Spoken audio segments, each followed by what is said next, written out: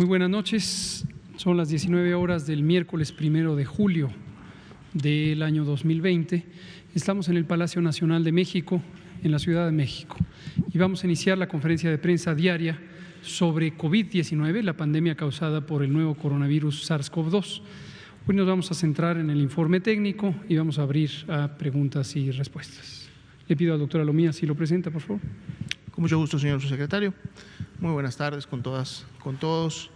Bienvenidos a la conferencia vespertina número 124, en este día número 31 de la nueva normalidad, cumpliendo pues prácticamente un mes. De hecho, pueden ver que nuestro calendario inicia nuevamente ahora el 1 de julio. Tenemos todo un mes por delante para poder aplicar las medidas del semáforo de riesgo COVID, que es precisamente el que caracteriza a esta nueva etapa, en donde consideramos que las acciones de, en su momento, sana distancia, de limitación de la movilidad y por lo tanto de prevención de contagios, pues podemos tenerlo de manera regionalizada en los diferentes estados para que cada quien, respondiendo a su nivel de riesgo, a su perfil y panorama epidemiológico del momento, pueda tener mayor o menor interacción entre su población, y esto contribuya a que paulatinamente podamos tener incremento o una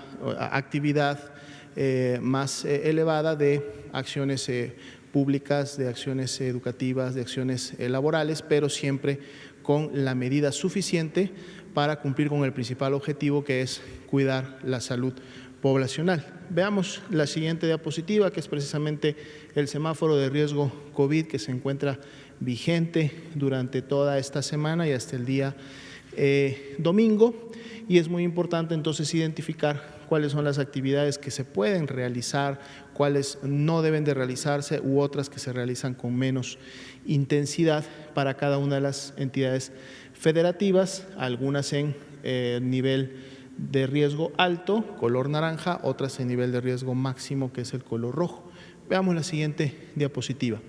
En relación a la actividad hotelera, ya sabemos que en el rojo solamente se permite una ocupación del 25% y que además esta debe de ser orientada al personal que se encuentra en actividades esenciales, dado que el trabajo y las actividades laborales esenciales deben de mantenerse activas, lógicamente teniendo presente acciones de sana distancia y de medidas sanitarias que previenen el contagio entre los trabajadores o los que están activos en este tipo de funciones. Por lo tanto, requieren en muchas de las entidades federativas el poder contar con espacios de alojamiento para estas actividades, y esa es la razón por la cual hay un 25% de ocupación en el semáforo rojo. En el naranja, bueno, dado que el riesgo baja un poco, entonces se puede incrementar esta ocupación, de hecho sube al 50%, y además se permite la apertura de áreas comunes, pero también con solo un 50% de aforo de estas áreas para poder tener precisamente una muy buena sana distancia. En el caso de restaurantes, cafeterías y negocios de este giro, en el caso rojo están cerradas, se permite solamente poder llevar a domicilio los alimentos o pasar a recogerlos si el establecimiento tiene la infraestructura para poder hacerlo. Y en el caso de los hoteles, estos deben de ser solamente ofrecidos a las habitaciones. Ya cuando estamos en un nivel de riesgo alto, que es naranja, pueden iniciar sus actividades con un aforo del 50%, precisamente para que exista la suficiente distancia entre las mesas y entre las actividades que se llevan al interior de este tipo de establecimientos. En el caso de servicios de barbería, peluquería, estéticas, etcétera, ya sabemos que en el nivel de riesgo máximo, en el rojo, se pueden dar a domicilio con medidas o protocolo sanitario, y en el caso del naranja se puede tener una actividad con un 50% de asistencia, el cual, para que se dé, se solicita que se realice vía el agendamiento o con citas para el tipo de servicio. Los parques y plazas públicas, recordemos que en ambos niveles de riesgo el enfoque es actividad física de las personas para que puedan tener este espacio en donde realizar este tipo de acciones, que además contribuyen también a mitigar los riesgos que en su momento generan casos graves de la enfermedad. En el semáforo rojo, 25% es el aforo, semáforo naranja puede incrementarse hasta un 50%. Los mercados, supermercados continúan ofreciendo sus servicios con un aforo del 50% en rojo, se incrementa 75% en naranja y se le pide a la población que contribuya con la actividad enviando solamente a un integrante de la familia a realizar las compras para así no tener aglomeraciones al interior de estos espacios. Los juegos profesionales en ambos niveles de riesgo pueden llevar a cabo sus actividades deportivas, pero solamente entre los equipos, solamente con su personal técnico. Los estadios deben de permanecer todavía cerrados y no se permite, lógicamente, el acceso de personas a este tipo de eventos. Veamos el siguiente grupo de actividades. Rápidamente sabemos que todas ellas están cerradas, que no se deben de llevar a cabo cuando la entidad federativa tiene su nivel de riesgo máximo, es decir, en rojo, pero cuando este nivel baja al nivel alto, que es el naranja, bueno, entonces en el caso de gimnasios, spas similares, 50%, también solo con citas para poder mantener una calendarización que permita, uno, la sana distancia y dos, la adecuada sanitización de todo el equipamiento que se utiliza al interior y para estos servicios. En el caso de cines, teatros, museos, eventos culturales, pero que tengan menos de 500 localidades, se pueden activar con un aforo de un 25% para tener la mayor dispersión de las personas que participen de estas actividades al interior de estos locales. Lo mismo sucede para los centros comerciales y el 25% es para cada uno de los locales, tiendas o comercios que se encuentran al interior del centro comercial, es decir, no debe de haber más de un 25% de aforo al interior de cada uno de ellos. Y en el caso de los espacios de culto, también un 25% para que puedan reiniciar estas actividades, pero que al hacerlas haya la suficiente sana distancia entre las personas que participan de estos servicios. Y para efectos de grandes congregaciones, como lo serían conciertos o eventos públicos similares, así como los bares y otros giros similares, estos sí cerrados en ambos niveles de riesgo, todavía no se permite la actividad correspondiente. Bien, veamos ahora el componente epidemiológico. Tenemos la actualización de las cifras a nivel mundial. Vemos incrementos ligeros pero constantes de todos los días en relación a la carga acumulada a nivel internacional. La pandemia sigue activa y sigue activa en la región de las Américas. Ese 57% se ha mantenido prácticamente durante la última semana. Los incrementos en el número de casos han sido, digamos, también constantes, por lo tanto el porcentaje no ha variado, pero tampoco ha disminuido, es decir, no vemos una disminución, una tendencia que sea descendente en la presentación de los casos activos, es decir, las personas que iniciaron con signos y síntomas en los últimos 14 días, que en su conjunto y en todas las regiones representan el 22% de todos los casos que hasta el momento se han confirmado de COVID-19 en el mundo. Veamos ahora la estadística a nivel nacional. El día de hoy tenemos 595.917 personas que han ingresado a protocolo de estudio, dado que el protocolo de estudio incluye la toma de una muestra para un diagnóstico por laboratorio. 289.142 salieron negativas, dieron negativas al virus SARS-CoV-2, por lo tanto se descartan como casos de COVID-19, sin embargo 231.770 son las que se confirman como casos de COVID-19 porque dieron positivas a esta prueba. Dentro de este grupo que se confirma y se actualiza todos los días, se encuentran también las personas que lamentablemente han perdido la vida, que al día de hoy son 28.510 las que a causa de las complicaciones de la enfermedad, que sabemos que existen y están presentes, lógicamente no pueden recuperarse y por lo tanto lamentablemente fallecen. Si vemos la siguiente diapositiva, veremos la carga total acumulada de casos confirmados, que además genera una tasa de incidencia de 181.4 personas por cada 100,000 habitantes en México. Este es un dato que en su momento sirve para compararse con algunos otros países. Vemos cómo se distribuye esta carga acumulada en relación a las entidades federativas. Siempre han sido dos las entidades federativas que han mantenido la mayor carga acumulada.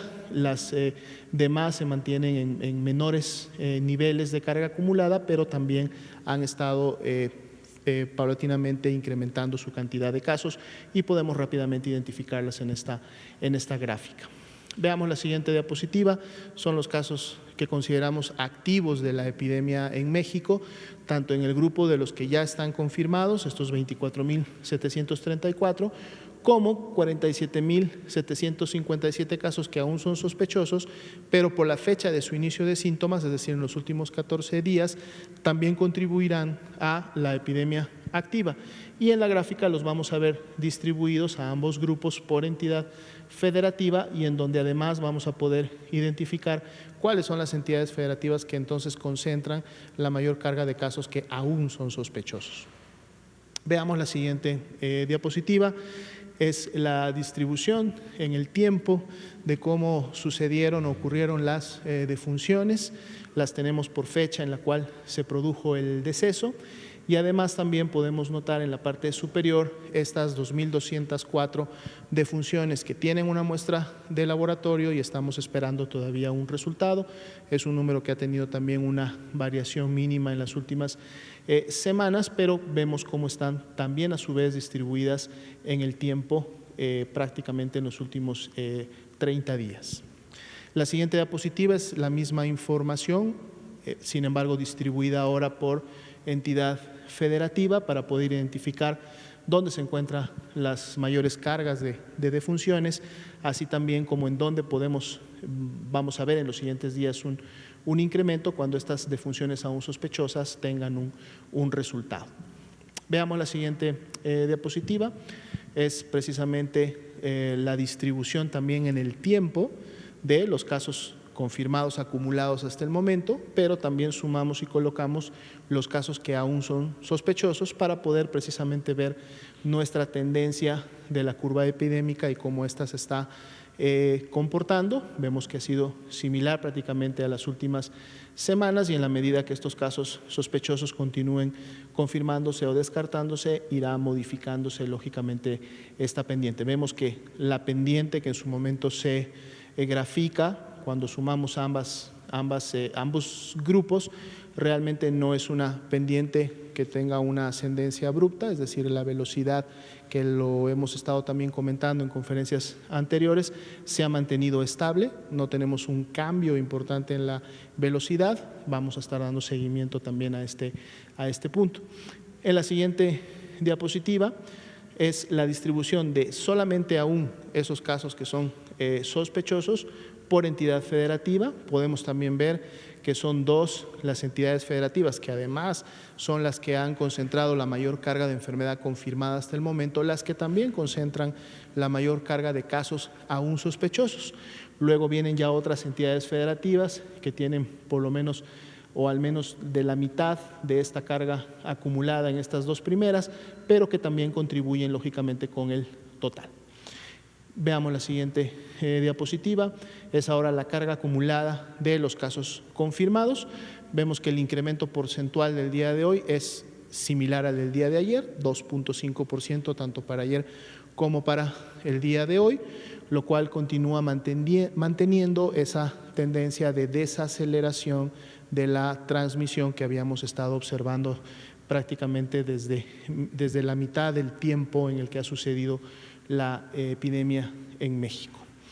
Veamos la siguiente diapositiva, son los casos recuperados para el día de hoy. Aunque el porcentaje es similar, 60%, realmente son alrededor de 3.300 casos más que se suman, ahora son 138.319 las personas que felizmente se han recuperado de la enfermedad, han podido regresar lógicamente a su vida familiar, muy probablemente a su vida pública y su vida laboral, sabiendo que fueron casos confirmados de COVID-19. Todas estas personas tienen un resultado de laboratorio de prueba confirmatoria positiva para virus SARS-CoV-2, por lo tanto tenemos la evidencia para decir que son personas que padecieron la enfermedad y que ahora se encuentran recuperadas de la misma. Veamos el siguiente grupo de diapositivas, es nuestra carga de ocupación y disponibilidad hospitalaria que nos ofrece la red IRAG. 98% fue la notificación, muy buena tasa de notificación por parte de las unidades que lo realizaron. En el caso de camas IRAG generales tenemos una ocupación del 44%, un punto porcentual menos que el día de ayer. En el caso de camas IRAG con ventilador para pacientes graves, 39%, también es un punto porcentual menos que el día de ayer, pero básicamente hemos visto en la última semana, semana y media, que esto se ha mantenido bastante estable.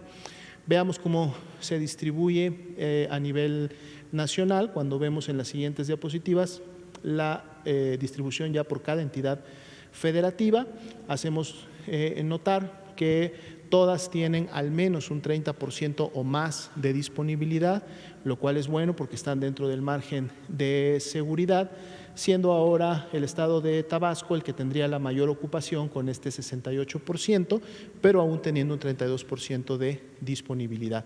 Si vemos la siguiente diapositiva, es ahora la información de las camas IRAG con ventilador para los pacientes más graves, los pacientes más críticos. Igualmente vemos una buena disponibilidad en la media de cada uno de los estados.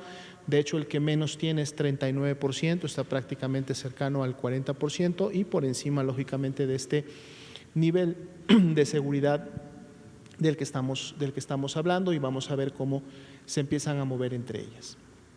Veamos la siguiente diapositiva, también de red IRAG.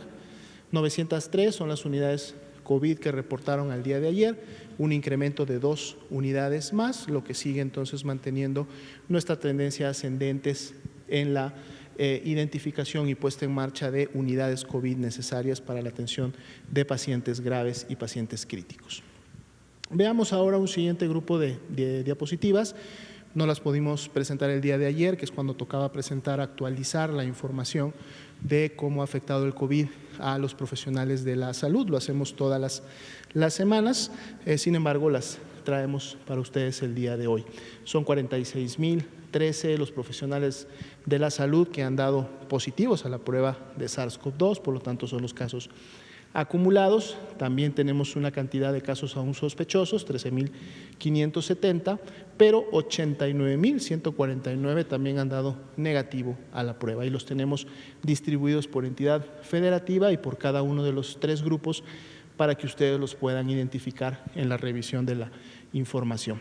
En la siguiente diapositiva podemos ver la distribución en el tiempo de cómo han ocurrido estos casos, tanto los confirmados acumulados como los casos que aún son sospechosos, y prácticamente la línea de pendiente que se forma es bastante similar, digamos, a la general que vemos en todos los casos a nivel nacional. Veamos la siguiente diapositiva, la distribución por grupo de edad y sexo de estos casos confirmados, el total de acumulados 46.013, vemos que prácticamente la principal carga la tenemos en los grupos de edad que van de los 30 a los 34, 35 a 39 y 40 a 44, que también, al igual que en la población general, significa las edades que están profesionalmente activas y que por lo tanto tienen mayor actividad en estos grupos. No está aquí el porcentaje como tal, pero lo podemos notar rápidamente en las barras. Las barras de color verde oscuro representan a las mujeres y aquí siempre hemos estado viendo esta diferencia con la población general, en donde las mujeres tienen una mayor carga en relación a los hombres en lo que se refiere al personal de salud. Veamos la siguiente diapositiva, que es precisamente la distribución porcentual por profesión o por ocupación. En el primer lugar están las enfermeras, enfermeros con un 41%. Este es también un dato que hemos estado viendo que se ha mantenido desde que estamos presentando esta información. Lo siguen a este grupo las médicas, los médicos con un 29%, una variación mínima en relación a los últimos datos.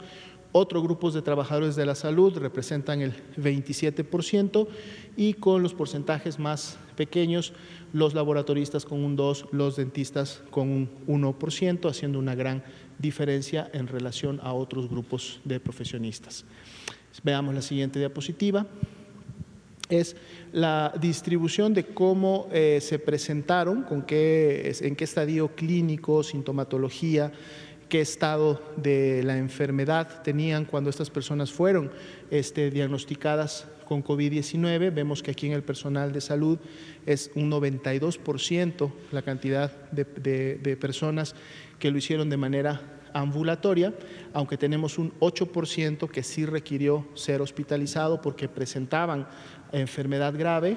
Un grupo de ellos lo hicieron de manera estable, otros sí fueron de gravedad, y tuvimos también hasta 234 profesionales de la salud que requirieron ser intubados, y precisamente de este grupo, de este 8% que cursó con enfermedad grave, podemos ver en la siguiente diapositiva que lamentablemente tuvimos también profesionales de la salud, 683 de ellos que hasta el momento han perdido la vida a causa de las complicaciones de la enfermedad. Podemos ver cómo se distribuye en el tiempo la ocurrencia de esa defunción, y podemos también notar de estas 23 defunciones aún sospechosas cómo están también distribuidas en el tiempo, y por lo tanto dónde podríamos esperar todavía un ligero incremento en relación a las 683 ocurridas.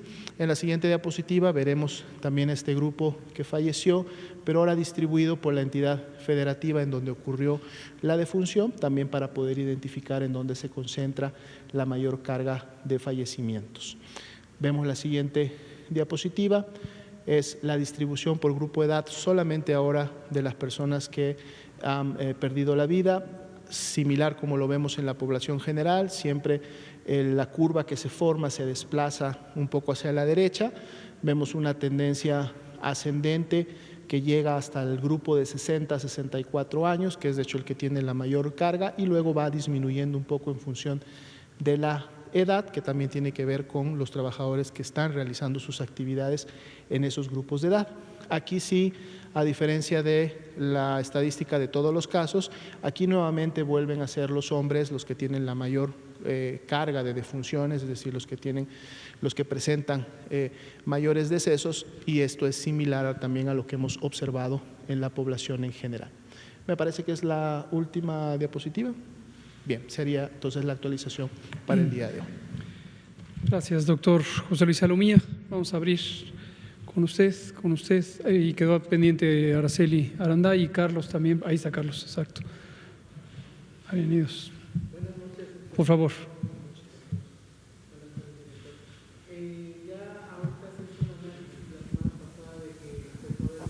Aceleración o contención del COVID, y ahorita también vimos que hay… Parece que el micrófono no está activo. Repito la pregunta. Buenas noches, doctor. Buenas noches, director. En la semana estuvimos viendo que ya hay una desaceleración de la pandemia, hay una contención y va en descenso ahorita la tasa de contagios en porcentajes. Vimos ahorita también lo que son pacientes recuperados que tuvieron COVID, y la tasa es del 60%.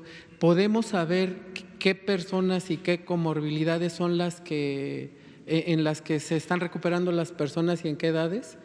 Gracias. En principio sí. Ayer justo hicieron esa pregunta al terminar la sesión.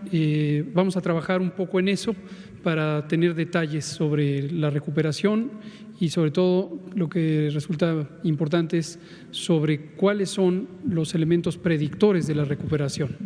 La información epidemiológica que tenemos incluye desde luego características demográficas de las personas, qué edad tienen, dónde viven, qué sexo tienen, y también algunas características clínicas al momento del ingreso. Dado que la información epidemiológica no es un expediente electrónico, no tenemos detalles sobre el curso de la hospitalización, más que elementos básicos cuando son intubados y su estado de salud general. Pero sí podemos tener tenemos la información de las comorbilidades, es justo la que presentamos aquí los lunes, y podemos analizarlo para las personas que se recupera. ¿Podría agregarse una información parecida a lo que hacen, pero por hospital? Tenemos la posibilidad de hacerlo, por eso necesitamos un poquito de tiempo para trabajarlo y en forma y lo presentamos, pero agradecemos la idea implícita en la pregunta. Vamos a darle paso a Araceli Aranday, que quedó pendiente ayer. Nos regresamos por acá y luego de este lado y de este lado. Gracias. Preguntarle, hubo diversas manifestaciones en la Ciudad de México y en algunos estados. ¿Esto podría detonar alguna elevación de la curva por contagios? Gracias. No necesariamente si no fueron cuantiosas. Tengo entendido por un informe preliminar a través de los medios de comunicación que fueron manifestaciones muy pequeñas, incluida la que llegó a la Secretaría de Salud y al Seguro Social. Me parece que hablaban de menos de 2 decenas de personas. Entonces, difícilmente eso podría precipitar un repunte. Gracias. Pasamos con usted y acá con Alejandro y luego nos vamos con Carlos. Muchas gracias. Buenas noches. Farah Reachi, de Noticias Televisa. Preguntarle, doctor López-Gatell, en esta pandemia por COVID-19, ¿usted recomienda el uso de albercas? ¿Qué información se tiene sobre contagio en albercas? En algunas entidades ya se están abriendo algunos balnearios. Gracias por la pregunta. El tema de albercas no lo hemos encontrado extensamente documentado en términos técnicos o en términos científicos, pero en general no se considera, dado el mecanismo de transmisión, que la alberca por sí misma pueda ser una vía de transmisión. Es decir, quizá una inquietud que podría surgir es, dado que el virus se transmite por la vía respiratoria a través de gotas de saliva o gotas pequeñas o aerosoles, que el depositar esa saliva sobre dentro del agua de la alberca pudiera hacer que el agua de la alberca sea un medio de transmisión. No parece ser el caso, por muchas razones. En primera, generalmente las albercas están cloradas y la concentración de cloro es suficiente para eliminar a un virus como este. Lo segundo es que la concentración que se requeriría de virus, aun si no estuviera clorada el agua, para que pudiera dar un contagio efectivo, tendría que ser extremadamente alta, es decir, se disuelve las partículas de virus, que definitivamente sí pueden estar en la saliva de una persona enferma o en las secreciones respiratorias y llegar a la alberca, se disuelven en un gran volumen de agua. Lo que sí podría contribuir a los contagios, igual que ocurre en ambientes secos, es la proximidad de las personas. Generalmente, cuando las personas nadan, a menos que estén deliberadamente jugando en el agua, pues no están tan cercanas unas de otras. Entonces, aquí la recomendación sería la misma general para todos los espacios, mojados o secos, que es no estar en proximidad. Sería una sana distancia acuática. También en el agua mantengámonos a sana distancia. Sí, muchas gracias. Alejandro Alemán, por favor. Y pasamos después con Carlos. Sí, gracias, Alejandro Alemán, de Medicina Digital. Doctor, estos 46,000 casos de personas enfermas del sector salud, ¿realmente preocupan? ¿Son responsabilidad de cosas que se tengan que mejorar dentro de esta nueva normalidad en el manejo hospitalario? De hecho, las protestas obedecen precisamente a eso, a que el personal se queja de falta de protocolos, falta de equipos, y bueno, sería una discusión circular otra vez que nos diga que sí está cubierto, que sí está funcionando. Lo que sí es un hecho es que hay este malestar en el sector. No sé qué medidas se tendrían que hacer, y no lo digo solo por esta situación de pandemia, sino que ya es parte de la nueva normalidad. Los hospitales tendrán que operar de otra manera para garantizar la seguridad. Gracias. Gracias. Creo que la pregunta es muy pertinente. Más bien no hay puntos de discusión, hay puntos de reflexión y le agradezco el planteamiento. La seguridad en términos biológicos, que se llama bioseguridad, es parte de la cultura de trabajo de los ambientes sanitarios, digamos la atención de la salud, los hospitales, las unidades de primer nivel, los laboratorios, en general cualquier espacio donde existe material biológico potencialmente infectante, deben tenerse prácticas de bioseguridad. Las prácticas de bioseguridad son diversas, pero el principio general es que los agentes infecciosos los agentes biológicos infecciosos se mantengan lejos de las personas en la vía relevante por la que pueden ser transmitidas. Aquí tenemos el caso concreto de COVID, que es sumamente ilustrativo porque estamos en medio de una pandemia, pero todos los días, a toda hora, en la atención de la salud existe un riesgo biológico. Un elemento que por muchos años se ha incorporado como un derecho laboral o prestación laboral es el tema de la prima de riesgo, es decir, una compensación salarial que se ha agregado a los salarios de los trabajadoras y trabajadores de la salud desde hace mucho tiempo. No tengo idea cuándo se puso. Lo cierto es que una cosa es tener una compensación salarial, pero eso no disminuye el riesgo. Lo relevante, y coincido con lo que usted implica con la pregunta, es que existan no solamente los protocolos escritos que existen, sino el conocimiento que debe existir y las prácticas de supervisión necesarias para que en cada unidad de salud se lleven a cabo estos protocolos. Esto es una de las carencias históricas de nuestro sistema de salud, la cultura de bioseguridad y de hecho la existencia de comités de bioseguridad que no es una práctica frecuente, es una deficiencia histórica de nuestro sistema de salud.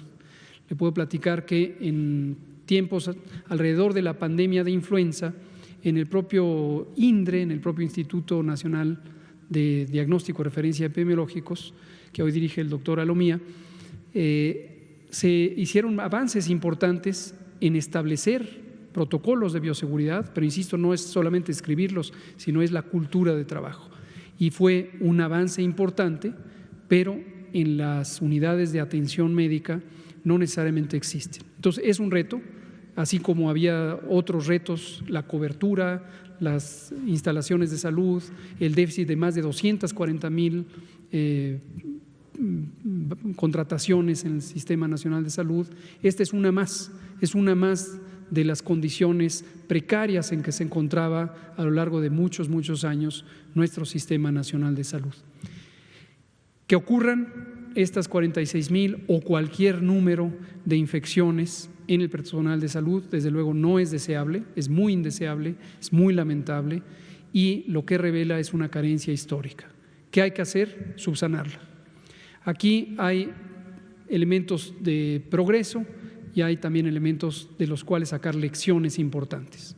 Cuando empezó la epidemia, en la primera quincena de marzo, empezó el 28 de febrero, pero durante la primera quincena de marzo, ocurrió un fenómeno que fue muy llamativo. Los equipos de protección personal, que son los gogles, los cubrebocas de alta eficiencia, las caretas, otros equipos, existían en algunos hospitales, ciertamente había carencia en otros, pero aún donde había, fueron utilizados de una manera no óptima. ¿A qué me refiero con ello?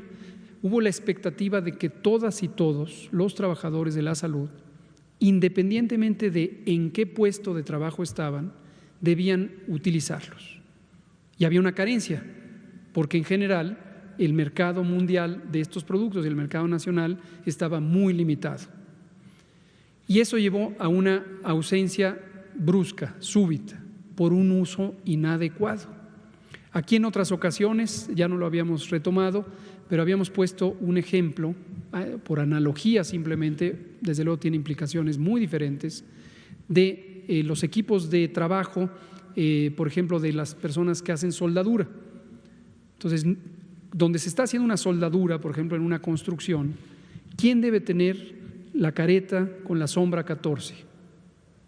Los que están soldando.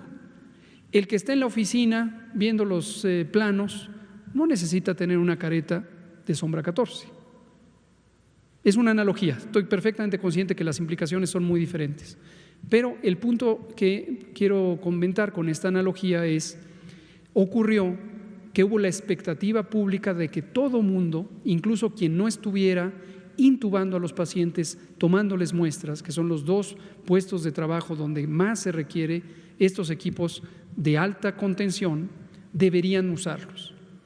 Y entonces hubo un desbalance porque minuto tras minuto se acabaron y después había solamente otro tipo de equipos. Esa fue la fase 1 de la carencia. Luego vino el problema de un mercado mundialmente saturado, muchos países, incluso Estados Unidos, que concentró una parte muy importante de la proveeduría global, llegó un momento en que no tenía, porque dejaron de fabricarse o dejaron de fabricarse a la velocidad que se necesitaba.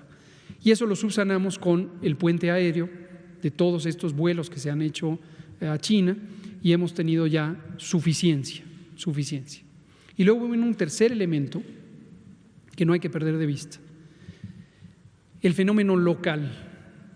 Localmente detectamos, después esto fue subsanado, por ejemplo, en el Instituto Mexicano del Seguro Social, eso lo comentamos en una conferencia, nos acompañó el jefe de seguridad del Instituto Mexicano del Seguro Social, porque se tuvo que hacer una intervención especial para controlar el robo.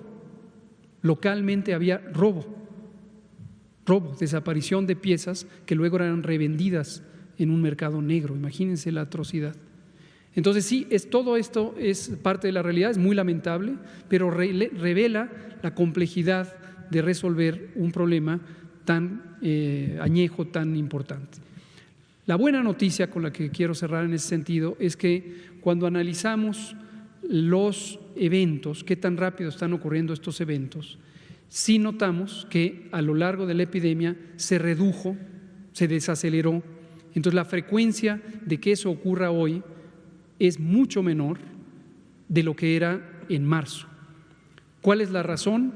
Precisamente se trabajó en todos estos aspectos: garantizar el abasto, cuidar que no hubiera robo local, y también el entrenar a las personas, familiarizarlas con los protocolos de bioseguridad y que esto funcionara. Pusimos varios videos que han estado a disposición de las comunidades profesionales o incluso a disposición del público, están ahí en el sitio de coronavirus, y entonces es una mejoría. Desde luego la raíz profunda requiere mucho tiempo de continuar el esfuerzo independientemente de COVID para evitar otros riesgos laborales relacionados con la seguridad biológica. Muchas gracias por la pregunta, Alejandro. Carlos, por favor. Y luego nos vamos con Juan y con Daniela Pastrana. Gracias. Bueno, buenas noches, doctor Gatell, doctora Lomía. Buenas noches a todos. Carlos Avaroa, del 1+1. La pregunta es evidente que se debe fortalecer el sistema de salud en México y estar mejor preparados para los diversos rebrotes que se esperan en los siguientes meses. Si algo se evidenció en este primer rebrote fue la carencia de médicos con formación especializada. ¿Qué se está haciendo para mejorar este aspecto de los médicos y personal de salud que actualmente han estado al frente de esta pandemia? ¿Cómo se está garantizando las mejores condiciones laborales y de bioseguridad? Muchas gracias, Carlos Avaroa, de 1+1. Su pregunta, además de relevante y pertinente, es justo continuidad de lo que ya señalábamos con Alejandro. Efectivamente, nuestro Sistema Nacional de Salud, yo creo que para muchos pudiera esto ser una sorpresa, cuando algunas personas tenían la percepción de que era un sistema muy bueno, era un sistema, algunos casi lo veían como perfecto, y lejos estaba de serlo. No quiero menospreciar en modo alguno los grandes logros que ha tenido nuestro Sistema Nacional de Salud y tampoco la calidad extremadamente buena que tienen varios de las unidades operativas. Desde luego, mayormente las unidades especializadas, en donde ha habido inversión a lo largo de mucho tiempo, no solamente inversión monetaria, sino la formación apropiada de las y los profesionales de la salud. Y también ciertamente en algunos hospitales generales. Es decir, hay mérito por muchos lugares, pero lo que también es cierto es que hay una realidad que no se puede ocultar, que son más de 30 años de un esfuerzo insuficiente. Esfuerzo en inversión, esfuerzo en planeación, esfuerzo en organización, esfuerzo en rectoría, esfuerzo en cobertura, esfuerzo en equidad, entre otros innumerables aspectos. Los números son claros, no son creados ahora por esta administración que ve con un sentido crítico las grandes carencias del Sistema Nacional de Salud. Organismos como la OCDE, la Organización para la Cooperación en el Comercio, OCDE, del Comercio Desarrollo y Comercio, gracias, o el Fondo Monetario Internacional, o el Banco Mundial, o la Organización Mundial de la Salud, tienen diversos documentos que han evaluado los sistemas de salud del mundo, incluido México, y muestran que teníamos insuficiencias. Algunas muy concretas se pueden ilustrar, como este número, una carencia de personal de salud de 240,000 personas. Formar a 240,000 personas, cuando decimos personal de salud, son varios campos, pero mayormente médicas y médicos, enfermeras, enfermeros, no se crean de la noche a la mañana. Cuando hablamos de especialistas médicas, tampoco se forman de la noche a la mañana, tardan aún más. Es el tiempo que dura una formación de licenciatura en medicina, que son 6 años, 7 en algunas escuelas, como el Politécnico Nacional, más la especialidad, que dura al menos 2, generalmente 3 y a veces 4 años. Y hay carencias muy grandes. En salud mental, por ejemplo, no tenemos especialistas en salud mental. En campos especializados como la infectología, como la neumología, como la medicina crítica, no tenemos especialistas suficientes. Entonces, ¿qué se puede hacer? Ahorita en forma aguda, en forma inmediata, tenemos que responder al COVID, y por eso, en cuanto empezamos a abordar este asunto, que ya lo habíamos empezado a abordar antes de COVID, recordarán que al inicio del año anunciamos la creación del Instituto de Salud para el Bienestar, INSABI, y uno de sus 4 encomiendas fundamentales es que no haya carencia de médicos y enfermeras y demás personal de salud. Entonces esto ya lo habíamos arrancado y en eso nos cayó el COVID. Entonces aceleramos el proceso usando las mismas herramientas que habían sido planeadas. Hemos logrado a lo largo de la respuesta a la epidemia, curiosamente entre la mitad de febrero y esta fecha, contratar a casi 50,000 especialistas o personal de salud en general, casi 50,000. Y continuamos, esto no ha acabado. Así como hacemos las reconversiones hospitalarias, no podemos crecer los hospitales si no están las personas profesionales. Entonces seguimos. Esta es la convocatoria de médicas y médicos del bienestar. Como es menos difícil o menos complejo contratar generales porque no hay especialistas, se les ha entrenado para que cumplan tareas específicas. Obviamente no pueden reemplazar una especialidad médica que dura 3 años, son entrenamientos cortos, inmediatos. Y para que puedan desarrollar un trabajo con las competencias necesarias, están bajo supervisión de especialistas. Y se integró, todo esto lo trabajó el INSABI, que dirige el maestro Juan Ferrer, y de manera directa para este operativo el doctor Alejandro Sbarch, un esquema de pirámide de supervisión, y aquí nuestro agradecimiento también a los institutos nacionales de salud, en especial el Instituto de Nutrición, el doctor Guillermo Domínguez Cherita, a quien quiero invitar un día también para que nos hable de todo esto, donde un especialista de alta competencia coordina a 5 especialistas no tan expertos, es decir, con menores años de experiencia, y cada uno de esos 5 coordina a otros 5 con menor experiencia aún. Entonces tenemos una pirámide y reproduciendo estas pirámides se logró hacer mucho más eficiente la atención. Eso es lo que hemos estado haciendo. Todo esto es la reconversión hospitalaria para atender a las personas. Muchas gracias, Carlos. Daniela Pastrana y Juan Hernández. Daniela Pastrana, pie de página. Gracias, doctor. Buenas noches. Hace unos días circuló, o bueno, más bien la doctora en Ciencias Médicas, Laurian Jiménez, hizo un hilo de tweets que generó una serie de inquietudes, porque ella hacía referencia a una investigación que decía que la excreción del virus puede durar de 6 a 45 días, lo que significaría que a lo mejor alguien ya no puede ser activo antes de los 14 y puede ser activo hasta los 46 días. Bueno, el hilo al final de lo que hablaba es del tema de los recuperados, de las personas recuperadas, que si no hay un seguimiento a estas personas recuperadas y el virus puede contagiar hasta los 45 días generaría otros problemas. Entonces, la pregunta es si ustedes tienen información de esto, de esta investigación o de este estudio, y si hay algún plan o si tenemos capacidad en el sistema de salud para dar seguimiento a estos pacientes recuperados. Ahora hablaba de que no es un área pues, de la que se ocupe epidemiología, pero si en el sistema de salud hay alguna forma de dar seguimiento a estos pacientes. Muchas gracias. No conozco esta autora ni esta publicación. ¿Está en una revista científica? Si nos puede compartir la bibliografía, sería estupendo para leerlo. Habíamos comentado en ocasiones previas que de cuando en cuando aparecen algunos informes científicos o publicaciones en revistas. Hay un estándar de la calidad de las revistas científicas internacionales que le llamamos la revisión por pares. A veces hay revistas que tienen un grado de exigencia menor, otros que son altamente competentes, donde se hace una revisión por pares. Este es un principio fundamental de garantizar la credibilidad de los resultados científicos. Me gustaría mucho, asumo que esta es una de esas publicaciones, podríamos revisarla.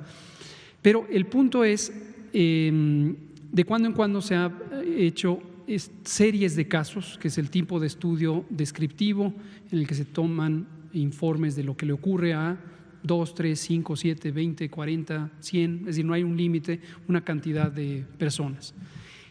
Y se ha hablado de este tema de la excreción prolongada de los virus, es decir, sigue ahí el virus, sigue ahí el virus.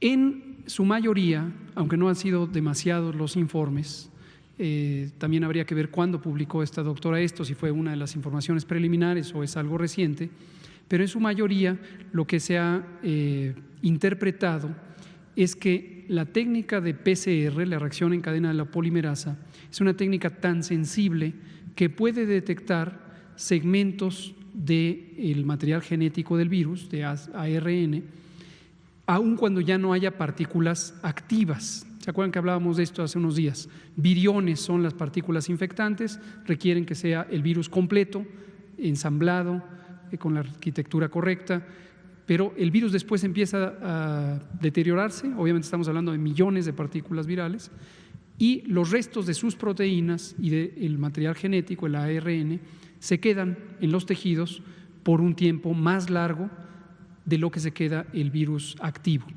Entonces, aunque de inicio pareció una idea inquietante de que más allá de los 14 días pudiera haber personas excretando virus viable, virus infectante, después el consenso o la idea más generalizada es que no, que en realidad son restos del virus. Y por eso la Organización Mundial de la Salud, los Centros de Control de Enfermedades de Estados Unidos, otras agencias de salud pública globales que han hecho pronunciamientos al respecto, han considerado que, aunque esto fue una alerta importante, hoy el conocimiento ya es que no deberíamos estar tan preocupados de ello.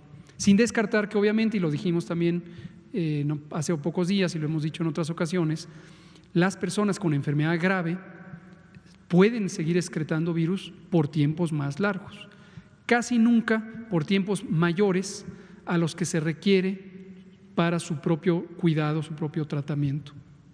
De modo que cuando se van de alta ya no excretan los virus. Y hay una variable que es importante, que es la cantidad de virus que inicialmente se detectan. Y hay un parámetro de la PCR que mide justamente los ciclos de replicación que se tienen que hacer para detectar al virus, y eso es una medida de qué tan fuerte o alta es la carga viral. ¿Tendríamos nosotros capacidad de dar seguimiento a las personas recuperadas? Bueno, las personas recuperadas, sobre todo quienes han estado hospitalizadas y particularmente quien estuvo en terapia intensiva, también lo decíamos hace unos días, requieren un seguimiento médico de ellas mismas, de las personas. Salen a veces muy debilitadas, con importantes afecciones. El reposo prolongado debilita los músculos, se atrofian los músculos y se requiere fisioterapia, por ejemplo. El daño pulmonar del COVID grave es muy extenso y se requiere fisioterapia pulmonar. En no pocas ocasiones se dañan otros órganos, ya sea directamente por el COVID, ya sea por el estado de gravedad que lleva a periodos prolongados de falta de oxigenación de los órganos o de falta de circulación sanguínea en capacidades adecuadas en los órganos. Entonces puede haber muchos daños que tarden en restablecerse. Y sí, hay que darle seguimiento. Generalmente donde hay una unidad que está dando tratamiento, tiene la posibilidad de dar seguimiento. Pero no olvidemos que nuestro Sistema Nacional de Salud era un sistema muy deteriorado a lo largo de 30 años, se quedó muy insuficiente respecto a lo que México requería. Y entonces ese es el punto de partida. Juan Hernández, Grupo Cantón, Periódico Basta. Buenas noches. Son dos preguntas rápidas. Bueno, la primera, hoy el subsecretario de Rabindranath Salazar informó que dio positivo a COVID-19 y pues nos viene a la mente aquella fotografía donde se toma con el secretario de Hacienda, con la secretaria de Gobernación y con la nueva directora del Banco de Bienestar, ¿no? Retomo lo que usted nos informó hace unos días, ¿no? Que había 60 personas alrededor del secretario de Hacienda que habían tenido este contacto. Nada más se nos puede actualizar las cifras, cuántas de estas personas han dado positivo a COVID y cuántas negativo, y si dentro de estas personas de negativo están estos funcionarios públicos. Y una segunda pregunta rápida es referente a, bueno, es que nos han estado empezando a llegar muchos emails y muchos, en este caso, peticiones de las redes sociales, en donde pues hay todo tipo de variadas preguntas, ¿no? La primera es donde nos hacen una especie de queja, le preguntan al doctor Gatell que en Baja California ya abrieron los casinos, pese a que el estado siguen estando en rojo. ¿Qué es lo que deben de hacer las autoridades en salud? Y una preocupación muy grande es esta de las pruebas. Siempre, aquí hay una que se me hace un poquito, no sé si es disparatada, pero que se habría la posibilidad de hacerle las pruebas a los 100 millones de mexicanos, y eso cuánto implicaría en gastos, ¿no? Entonces realmente son muchas dudas, pero a lo mejor se las voy a hacer llegar por… ¿Cómo no? Gracias. No, con mucho gusto. Todas las dudas son relevantes y en la medida de lo posible hay que atenderlas. La única limitación es cuando se nos acaba el tiempo. Sobre las personas como nuestro compañero Rabindranath Salazar, que han dado positivo, efectivamente él, tal como lo comunicó, dio positivo. Él es parte del estudio de contactos del secretario de Hacienda, como se ve en esa foto, cuando se le hizo el cambio de nombramiento, y lo mismo todos los que aparecían en la foto. Ahora, cuando hemos estado analizando ya de manera dirigida con los interrogatorios médico-epidemiológicos la naturaleza de los contactos, ¿se acuerdan que habíamos hablado que un contacto depende de la duración, de la proximidad y del periodo relevante del caso contagiante? Aunque la foto es llamativa y veo que ha causado interés, lo cual me parece adecuado, legítimo e importante de atender, pudimos documentar que en el caso de nuestro compañero, el licenciado Salazar, él no fue durante la foto que fue el contacto relevante, fue después. Él después, saliendo de la foto, literalmente estuvo en sesiones de trabajo diversas en donde estuvo en contacto con quienes le pudieron haber infectado. Uno de ellos es el secretario de Hacienda. Les podemos actualizar sobre el número, no sobre la identidad, esto lo volvemos a aclarar. La identidad de las personas que son sujetas a un estudio epidemiológico es sagrada, tan sagrada como es la secrecía médica, porque es un acto precisamente de cuidado de la salud. Quien ha decidido hacerlo público es libre de hacerlo, no están obligadas, no hay ningún elemento de ley o un elemento moral por el que una persona deba revelarlo al público. Quien quiera hacerlo, que lo haga, pero nosotros no vamos a revelar ningún nombre. Pero el número sí nos lo puede actualizar el doctor Alomía. Claro, con mucho gusto. De hecho, del total de personas identificadas como potenciales contactos, ya después de hacer la intervención con cada una de ellas, un interrogatorio, esto lo realiza personal de la Dirección General de Epidemiología, epidemiólogos de hecho capacitados, ya se acotó la lista solamente a 42 personas, o sea, son 42 las que en su momento sí tienen la clasificación de ser contacto en este caso, del caso confirmado. como tal. De estas 42 personas, hasta el momento solamente se identificó 6 como casos sospechosos, es decir, que en su momento presentaron signos y síntomas de la enfermedad. Se tomó la muestra y 4 personas más salieron confirmadas. Ahora, es interesante mencionarlo que no necesariamente fueron contagios del, nosotros epidemiológicamente decimos caso índice.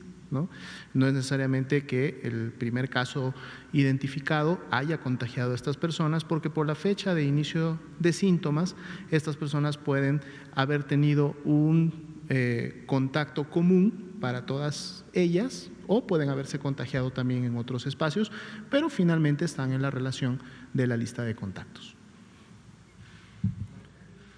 Casinos. Lo de casinos pues es muy simple, la recomendación explícita, aquí es uno de nuestros ejemplos todos los días, es que cuando se está en semáforo rojo y cuando se está en semáforo naranja, en ambas condiciones no deben abrir, no se recomienda abrir centros nocturnos de esparcimiento, bares, casinos y demás variantes. No deben abrir, son sitios donde por la naturaleza de la vivencia que se tiene en ellas se consideran de mayor riesgo que los restaurantes o los otros establecimientos comerciales de servicios. Entonces no deben abrir. Pues obviamente ahí es una responsabilidad de estas personas que están abriendo estos lugares, ¿no? Definitivamente. O sea, lo que ahí recomendamos es a la ciudadanía que lo exprese, que obviamente si considera que hay algo que es inapropiado, para eso son las conferencias de prensa, para que haya un conocimiento por parte de la ciudadanía, pues que exprese esta inquietud y que se haga lo procedente.